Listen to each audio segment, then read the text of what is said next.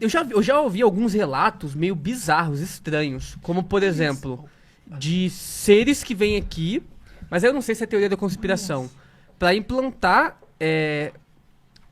seres na barriga de algumas mulheres e depois faz a captação desse embrião. E as mães falam, eu tava grávida. E não tem... Só que os exames não tá mais mostrando que ela tá grávida. Só sumiu o bebê. Só que ela fala, eu tava grávida mesmo, só que são vários relatos. E só sumiu o bebê. E ninguém sabe explicar o porquê. Tu já ouviu relatos assim? Sim, é muito comum acontecer assim durante as abduções, e hoje a gente chama de visita de dormitório. Eles pegam, né, a mulher, inseminam, né, então começa a gerar ali um óvulo, um ser que pode ser híbrido de repente. Pelo menos o David Jacobs, que é um pesquisador que pesquisa já a abdução há muitos anos, ele tem vários livros aí escritos, ele acredita nessa questão do hibridismo, né? De estarem... imediato de sétimo grau, né? Contato imediato de sétimo de grau. ter um híbrido ali, está sendo gerado e tal. Então o que acontece? A mulher ela é inseminada, do 3º para o 4º mês, geralmente é assim que Isso ocorre. sem ter relação sexual. Tipo, Inseminação. Às vezes ela não tem sim, noção que teve. Não, às ela... vezes tem, e às vezes é colocado através de agulhas. Sem ela saber. Que nem o caso Barney Beth Hill, que aconteceu em 61, em que a Beth Hill foi colocado tipo uma agulha no ventre dela. Só que ali eles estavam retirando o óvulo, provavelmente. Não colocando alguma coisa. Mas tem casos que a mulher, ela é inseminada, começa a gestar, né? Começa o embrião crescer. Do 3º para o 4º, ela é abduzida novamente, extraem somente o feto. E aí fica placenta, todo cordão umbilical, tudo lá dentro. E aí ela vai pro médico, né? Que tá com hemorragia e tal. O médico falou, peraí, vamos ver aqui. Ué, cadê o nenê? Sumiu. Você abortou? Não. Que bizarro, Sumiu. cara. Aí que o médico fala, você teve uma gravidez psicológica. Entendi. Geralmente é essa a explicação que eles dão. Só que, às vezes, tem ultrassonografia que já foi feita, que já detectou alguma coisa lá dentro. Então, tinha alguma coisa e, naquele momento, já não tem mais. Então, muito disso ocorre ainda nos dias de hoje, mas ocorreu bastante, principalmente na década de 80 e 90. A gente tinha vários casos e todos eram coincidentes. 3º para o 4º mês, mulher raptada de novo e eles pegam só o feto. O motivo disso é estranho, né? Mas eu ouvi uma vez um amigo meu conversando comigo, ele falou assim, Caio, eu acho que ele ouviu de alguém, eu li em algum lugar, que parece que essas raças alienígenas perderam a capacidade na evolução delas de se reproduzirem. E aí precisam de alguma coisa aqui da raça humana. Isso seria uma teoria, Teoria né? da conspiração, Assim, na verdade, uma conjectura, né? Para tentar explicar o porquê. Agora, saber o porquê... De fato, eles, né? De fato, que eles estão fazendo isso, por que estão fazendo isso, a gente não tem. Você tem nenhum contato de alguém que viu e falou com eles? Não tem nada disso. Que sabe o motivo só tem deles? os relatos que acontecem. Então, não tem. Do porquê eles estariam fazendo isso, não. Até porque são várias disso não tipologias, tem. né? São vários tipos. Eu não conheço nenhum caso no mundo em que alguém, de repente... Porque, assim, às vezes pode acontecer, e já aconteceu, da mulher, depois de um tempo, ser raptada novamente e ser apresentado aquele produto, um híbrido. Um filme que retrata bastante isso é o Intruders. Já ouviu? Intrusos? Não, Intrusos. Não. Intruder, nunca assistiram? Não. Do Bud Hopkins. Não. Procura Não. depois na internet, tem Intruders ou Intrusos. Tem um livro também. E lá ele retrata em forma de filme 3 casos reais, mas que ele juntou numa história só, né? Então, o diretor aí fez um negócio bem bacana e fala a respeito desses híbridos e das mulheres que tiveram Cara, a oportunidade de ver o produto posteriormente. O filho delas, Pior que eu né? acho delas, acho que teve um que era episódio... parecido com ela e com os Com a seres. ra- Acho que teve um episódio, foi de alienígenas do passado, na qual, nesse episódio, eles até falam que a Virgem Maria era um desses casos. Que aconteceu isso daí. Tipo, que pegaram e colocaram... Esses casos do History ali, essa viagem na maionese. Não, tem muito. Né? Não, tem, Alienígenas do nossa, passado é viagem. Esquece. Assim, o History já fez muitos programas de ufologia sérios. Sim. e interessantes, só que de uns tempos pra cá é só apelação e um monte de mentira e fake. Eu sou forçação. Tudo é alien. São os aliens. Alien não é. Aliens. Eu sou muito espírita, né? Tinha falado com você aqui nos bastidores. E nos livros, o Chico Xavier, que é uma pessoa que a gente segue muito, que ele escreveu nas psicografias, ele teve uma pessoa que ficou muito próxima a ele, fora também o pessoal da FEB lá, que publica os livros. E eles falaram que Chico chegou para eles e revelou o seguinte. Para Chico interpretava dessa forma, que a estrela de Belém, uma luz brilhante muito forte no céu, que seguia Jesus, era uma nave. E dessa nave saiu os 3 reis magos. E são 3 seres, cada um de uma espécie diferente. E aí esses 3 reis magos vieram ver, né, o Jesus aqui, porque é o mestre não só da Terra, mas do Sistema Solar. E eles falam isso, ele conta que Chico Xavier falava isso, que os 3 reis magos eram seres de espécies diferentes, alienígenas, que a estrela de Belém era uma nave alienígena, que Maria também foi inseminada, ela é virgem mesmo, mas ela foi inseminada com Jesus, botaram Jesus dentro dela. E aí é dito que Jesus acho que tem 25% só de raça humana, por isso que ele conseguia fazer as coisas que ele conseguia, né? Tinha essa conexão mais forte com o espiritual. Interessante isso, mas agora é verdade? Não sei. Mas eles então, contam isso. É né? Muita especulação sem prova nenhuma, né? Sim, a humanidade é especialista nisso, né? Então, nossa maior especialidade. Então, essa é uma viagem na maionese que você me contou aqui. Bem viajada Você não tem as fotos aqui, não tem as provas. Mas, por exemplo, o que você tem, por exemplo, da questão da anunciação, né, do anjo lá para Maria, ele veio e falou que ela iria conceber coisa, mas assim, biblicamente falando, ou mesmo nos livros da tradição, você não vai achar não vai. nada a respeito disso. Então, quem inventou essa história, podia fazer um filme, alguma coisa que com certeza tem uma criatividade. Porque as lacunas vão sendo preenchidas, né? Agora... Porque assim, falar que 25% de Jesus, quem que fez a análise genética disso, é muito entendeu? específico, mas é que né? são médiums que contaram, e aí médiums teriam essa resposta. Então, assim, naquele tempo, se você pegar a tradição, existiam magos, né, que eram matemáticos, astrônomos, e que sabiam que ia ter um evento astronômico, que é a Estrela de Belém. Isso aconteceu num determinado momento e coincide, e que isso seria um prenúncio de que nasceria lá o Messias, que já vinha sendo, de certa forma, profetizado no livro de Daniel, no livro de Isaías e por aí vai. Então, já se sabia disso. Tanto é que Herodes ficou preocupado. Falou, caramba, vai nascer vamos matar todas as crianças, né, para que ninguém venha tirar o meu trono aqui. Né? Então, assim, se a gente for ver dentro do contexto histórico da coisa, tem um pouco mais de lógica e a gente fica mais com o pé no chão. Quando a gente vai para um lado desse, é muito conjectura e viagem na maionese, muita coisa que não tem como provar. Né? Então fica muito no diz que diz. É melhor, por exemplo, como o assunto ufológico ele já é polêmico, é melhor a gente ficar no que tem algum tipo de prova. Agora, por exemplo, assim, na Bíblia tem alguma coisa falando de ET? Ou de nave? Eu interpreto que sim, mas aí é interpretação. Então, é interpretação. Na casa do meu pai há muitas moradas. Então, aí tem várias outras. Então, vamos explicar isso aí também. A Bíblia, ela, nos 66 livros que tem ali... Eu estou falando de Bíblia porque eu fiz 2 bacharéis de teologia. Legal. Tá? Então, a gente tem um pouquinho de conhecimento. Não conheço muito. E estudava até pouco tempo atrás também com o mestre Mário Lima também. Ele ensinava bastante coisa, né? Ele conhece bastante coisa do hebraico.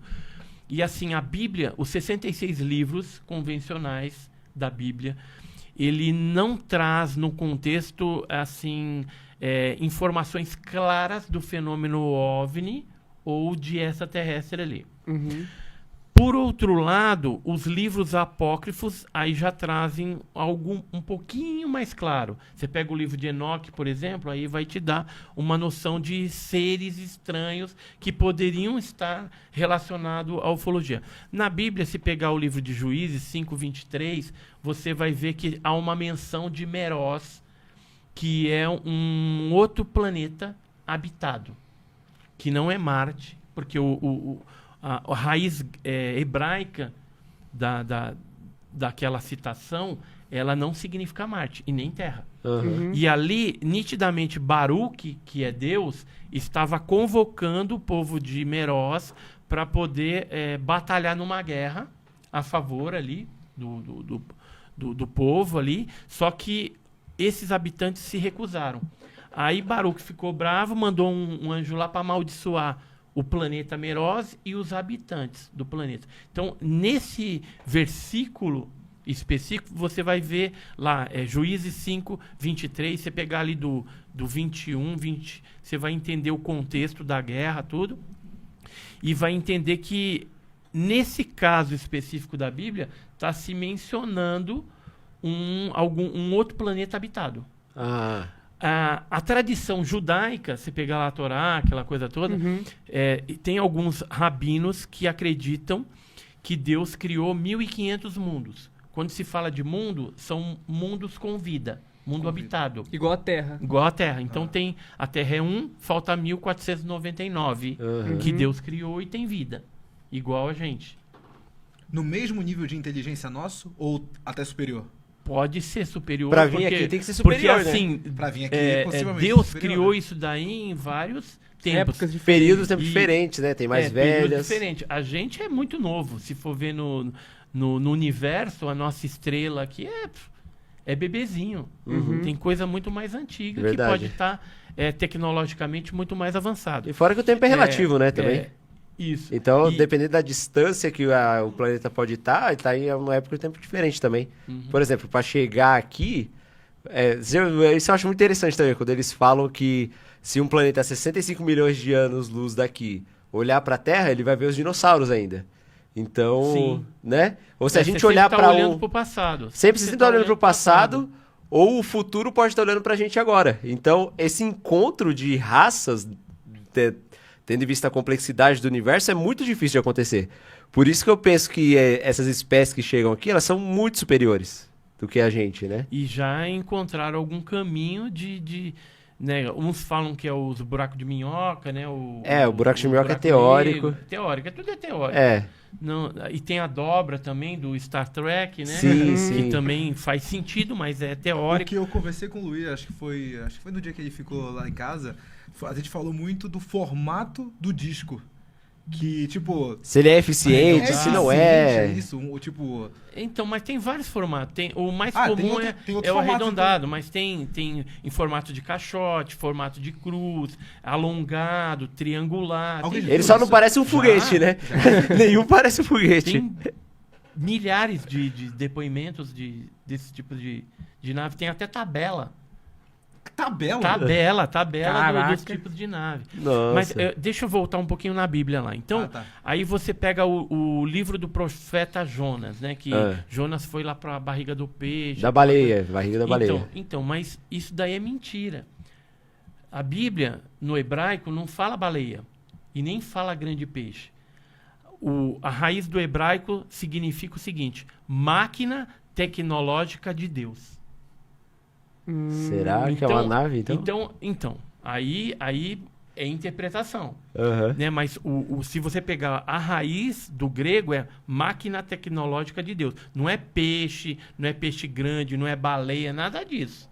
Que Jonas foi engolido por aquilo. Ele ficou dentro de uma máquina tecnológica de Deus, ficou uns dias ali, depois essa máquina deixou ele lá em Nínive. Que aí ele foi fazer o que ele tinha que fazer lá, né?